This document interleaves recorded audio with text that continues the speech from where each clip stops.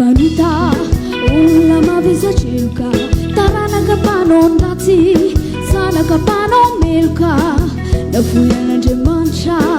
nizana kulubelna, timaka karamaru, remat favena, timbisi marari, fafeno retnafku,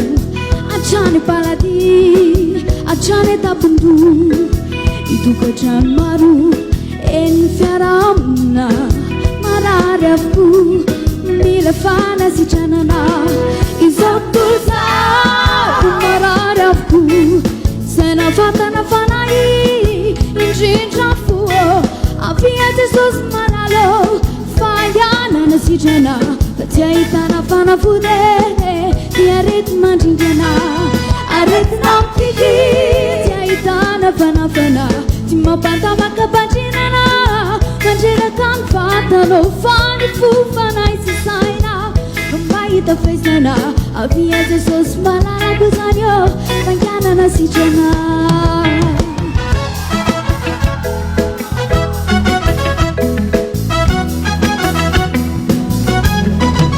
Arutinam tiki Nifitia vantena Nifitia bambula Fitia vakarena Arutinam tiki Nififana ratina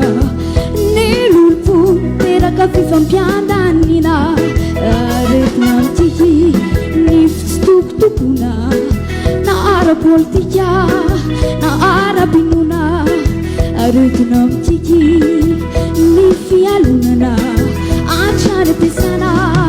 Kachane pingunana Irodu aretne salmazo mafanai Tikin funul bena Mavavna layo Tiket silebe Tiam chat tanura Isaniro alinire Isanaju sanura Isapulsa Marayavku Sena fatana fanai Injinja fuo Avia Jesus manalo Fayana na sijana Tiaitana fana fude Tiarit majibena Aret nampiki Tiaitana fana fana Timapanda makapajinana Manjera kan fatano Fani fufana isisaina Numai ta pesana Avia Jesus malala kuzanyo Fayana na sijana Avia Jesus malala kuzanyo Fayana na sijana Avia Jesus malala kuzanyo Fayana na sijana